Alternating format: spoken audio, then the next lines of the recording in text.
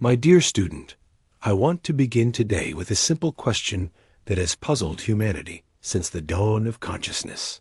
Why does it seem to take so long for our deepest desires to manifest in the physical world? Picture, if you will, a master gardener who plants a seed. He knows with absolute certainty that within that tiny kernel lies the complete blueprint of a magnificent oak tree. Every branch, every leaf, every root is already present in potential form. The gardener doesn't worry about whether the tree will grow. He doesn't frantically dig up the seed to check its progress. He simply provides the right conditions and allows the natural law of growth to unfold. Yet when it comes to the garden of our own consciousness, we become impatient amateurs. We plant the seed of our desire, then immediately begin to doubt, to worry, to interfere with the very process we have set in motion. Today, I want to reveal to you the scientific principle that will transform you from an amateur into a master gardener of your own reality. Let us begin with what I call the great distinction. There are two fundamental planes of existence operating simultaneously in your life right now.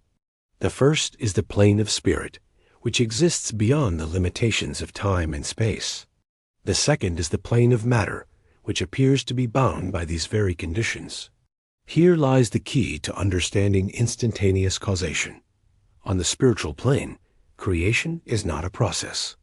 It is an accomplished fact. When you truly grasp an idea, when you form a clear mental image of your desire, you have already created it in the realm of pure spirit. This creation is complete, perfect, and instantaneous. The confusion arises because we judge the completeness of our creation by what we can see, touch, and measure in the physical world. We look at our bank account, our circumstances, our current conditions, and we say, nothing has happened. My manifestation hasn't worked. But this is like judging the completeness of the oak tree by examining the soil 3 minutes after planting the seed. The truth is far more magnificent. The moment you impressed your desire upon your subjective mind with clarity and conviction, you set into motion forces that exist beyond the reach of your physical senses. You created what I call a spiritual nucleus, a center of attractive force that immediately begins drawing to itself everything necessary for its physical manifestation. But why does this process seem to take time? The answer lies in understanding the law of growth. Just as the oak tree must push through soil, extend its roots, and gradually materialize branch by branch, your spiritual creation must work through the various strata of material conditions to reach complete physical expression. Time, my friend, is not a cause. Time is merely a condition under which the law of growth operates on the material plane. When you understand this distinction, you discover something remarkable. You cannot hurry the growth, but you can create a spiritual prototype of such vitality and clarity that its externalization proceeds with maximum speed and minimum obstruction. Think of it this way. When you turn on an electric light, the electricity doesn't gradually flow from the power plant to your bulb. The entire circuit is completed instantaneously. The delay we experience is merely the fraction of a second it takes for the filament to heat up and produce visible light.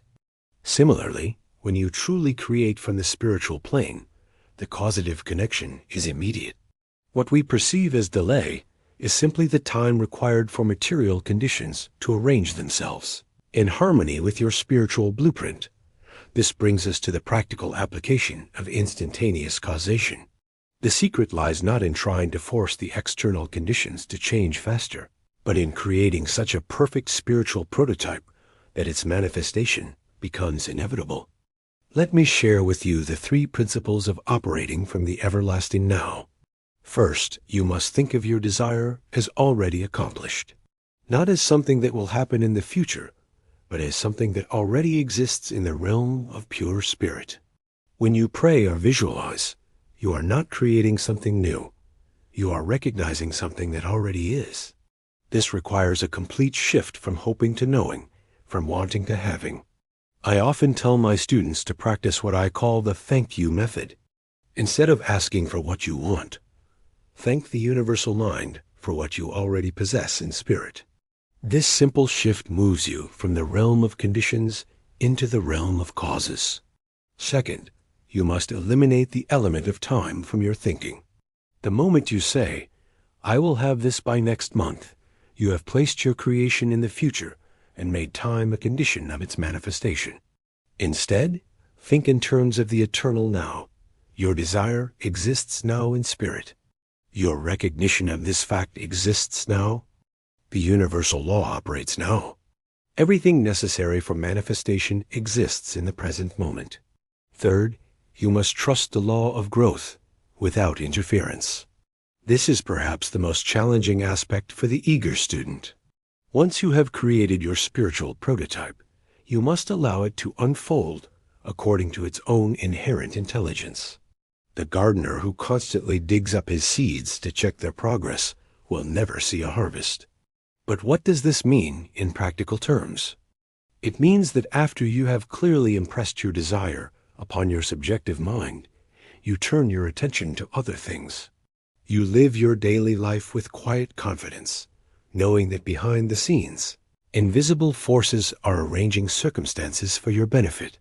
When doubt arises, and it will, remember that doubt is simply your objective mind trying to judge a spiritual creation by material standards. It's like trying to measure electricity with a ruler. The tools of the physical senses cannot detect the reality of the spiritual plane. Here's what I want you to understand. The universe operates on what I call the law of immediate response. Every thought you think receives an instant response from the universal creative power, but this response occurs first in the invisible realm of spirit. The key to accelerated manifestation is learning to recognize and trust this invisible response. When you plant a seed in the ground, you don't see the immediate response, but it's happening nonetheless. The seed is absorbing moisture, the shell is softening, the first cellular divisions are beginning. Similarly, when you plant a seed of desire in the universal mind, the response is immediate and certain, even though you cannot yet perceive it with your physical senses. The master of manifestation learns to live from this knowing. He doesn't create and then wonder if it worked. He creates and then confidently expects the physical manifestation to appear in its proper time, just as surely as spring follows winter. This is what I mean by eliminating the illusion of time. Time is not eliminated from the physical plane, but it is eliminated from your creative process. You create from the timeless now. You trust the timeless law. You rest in timeless peace, while the time-bound world reshapes itself to match your spiritual blueprint. Let me leave you with this practical exercise.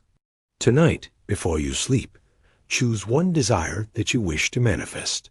See it not as something you want, but as something you already possess in spirit. Feel the gratitude for its existence.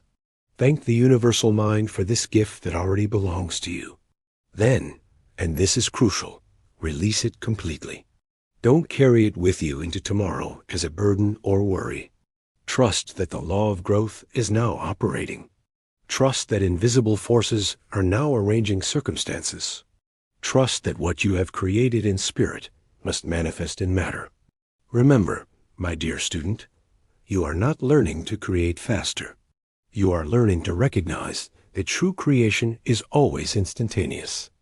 The oak tree is complete in the acorn. Your desire is complete in the spiritual realm. Your only task is to maintain the knowing until the physical world catches up with the spiritual reality you have already created. This is the principle of instantaneous causation. Master it, and you will never again feel separated from your good by the illusion of time.